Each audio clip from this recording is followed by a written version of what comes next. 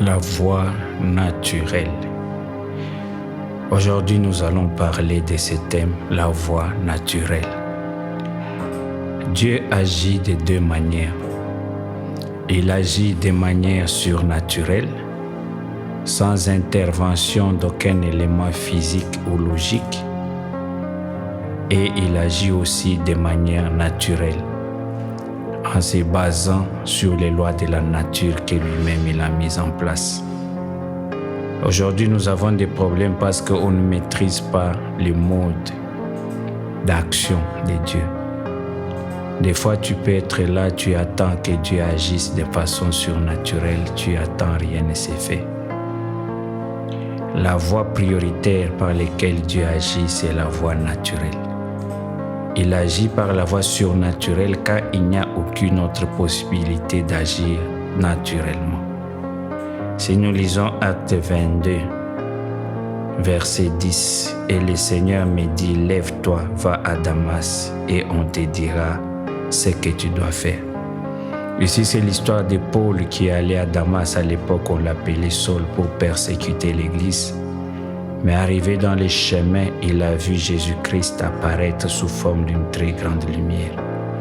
Mais ce qui est étonnant, Jésus-Christ ne lui a rien dit. Il lui a demandé d'aller à Damas, qu'un homme vienne lui dire ce qu'il doit faire. Pourquoi? Il y avait la possibilité de lui parler par la voie surnaturelle. Il y avait la possibilité de lui dire ce qu'il fallait faire directement. Mais Jésus-Christ a préféré qu'il aille à Damas, qu'un homme vienne lui dire quelle est la mission. Et réellement, on a vu, c'était Ananias qui était venu le voir. Il lui a dit, le Seigneur Jésus qui t'a apparu m'a appelé parce qu'il t'a consacré pour le servir. Ici, c'est un exemple très particulier. Jésus-Christ s'est trouvé devant les deux voies d'action, mais il a préféré utiliser la voie naturelle. Et dans la Bible, vous allez voir à plusieurs reprises, Dieu préfère agir sous la voie naturelle. Vous vous rappelez que quand l'ange s'est retrouvé devant Corneille, il lui a dit, envoie chercher Pierre qui va te dire les choses par lesquelles tu dois vivre. Pourquoi l'ange ne pouvait pas tout dire exactement? Ça, c'est un enseignement important que je donne à tout le monde, surtout aux serviteurs de Dieu.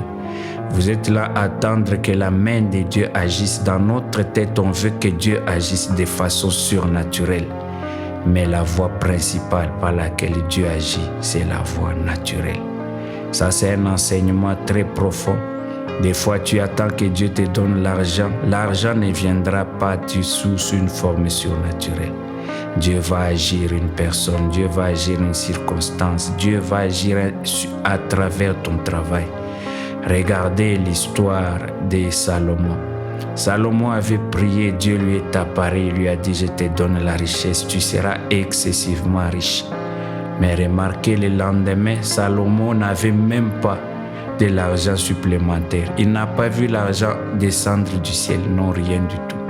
Dans les jours qui ont suivi, Salomon n'avait aucune richesse. Mais qu'est-ce qui s'est passé par après? On a vu Salomon commencer à faire des affaires, commencer à investir. C'est à travers ces investissements que Salomon est devenu excessivement riche. Pareil aussi Isaac, on a dit que cet homme avait planté, il a récolté, il est devenu riche, encore de plus en plus riche. Dieu dit qu'il va te bénir à travers l'œuvre de tes mains. Donc en priorité, Dieu agit selon la voie naturelle. Mais pourquoi Dieu privilégie la voie naturelle que la voie surnaturelle? Il arrive des fois où Dieu agit sous la voie surnaturelle. Il agit dans la voie surnaturelle car il n'y a aucune autre possibilité, aucun moyen d'utiliser la voie naturelle. On l'a vu lorsque Pierre était dans la prison enchaîné, lié. Il y avait des gardes qui étaient même devant la porte pour qu'il ne sorte pas. Et il était là gardé pour être tué. Il n'y avait aucune autre possibilité de faire autrement. On a vu l'ange descendre directement et le faire sortir. Donc ce que tu dois comprendre, premièrement, Dieu met en priorité son action selon la voie naturelle. Et il intervient dans la voie surnaturelle lorsqu'il n'y a aucune autre possibilité. On a dit que la manne était descendue dans le désert. C'est parce que dans le désert, ils ne pouvaient pas cultiver. Voilà pourquoi il a ouvert les cieux et la manne est descendue. Cette manne a continué à descendre jusqu'au jour où ils sont entrés dans la terre promise. Là où il y avait des terres où ils pouvaient cultiver, la manne s'est arrêtée. Parce qu'il y avait maintenant la possibilité d'agir selon la voie naturelle. Ça, c'est un enseignement vraiment important que vous devrez retenir. Maintenant, pourquoi Dieu préfère la voie naturelle qu'à la voie surnaturelle? Parce que la voie surnaturelle demande beaucoup d'énergie pour qu'elle fonctionne. Vous vous rappelez quand l'ange devrait venir apporter les messages à Daniel, on a dit que cet ange devrait traverser le monde surnaturel dans lequel il y avait des combats et de l'opposition. On a dit que cet ange a été retenu pendant 21 jours. C'est parce que quand Dieu agit selon la voie surnaturelle, il dépense beaucoup d'énergie. Il dépense beaucoup d'énergie pour vaincre l'opposition et l'obstacle. Voilà pourquoi cette voie surnaturelle est souvent très difficile, elle est rare. Mais durant la voie naturelle, il n'y a pratiquement pas beaucoup d'opposition parce que Dieu agit selon les principes que lui-même il a mis en place. Par exemple, tu veux que Dieu te donne de l'argent, tu veux que Dieu te bénisse. Il ne faut pas rester là à prier du matin au soir en attendant que le ciel s'ouvre et que l'argent tombe. Ça ne se fera jamais comme ça. Dieu va privilégier la voie naturelle. Il a dit à Paul, va à Damas, on va te dire ce que tu vas faire. Dieu va te pousser à aller chercher du travail, à aller chercher une occupation. Voilà pourquoi aujourd'hui dans les églises, nous avons des problèmes d'argent parce que nous attendons que Dieu bénisse selon un moyen surnaturel. Or, la voie naturelle est que tu cherches quelque chose à faire et Dieu va bénir l'œuvre de tes mains. Il a dit, va avec la force que tu as. Voilà pourquoi il faut chercher n'importe quelle activité. Dieu bénira toujours à travers la voie naturelle en priorité. Peut-être si tu as un travail, tu vas voir, tu as une promotion de travail. C'est Dieu qui est en train de te bénir à travers ça. La Bible dit Dieu parle tantôt d'une façon, tantôt d'une autre, mais on n'y prend pas garde. En réalité, il parle comment? À travers la voie naturelle, à travers les temps, à travers les circonstances.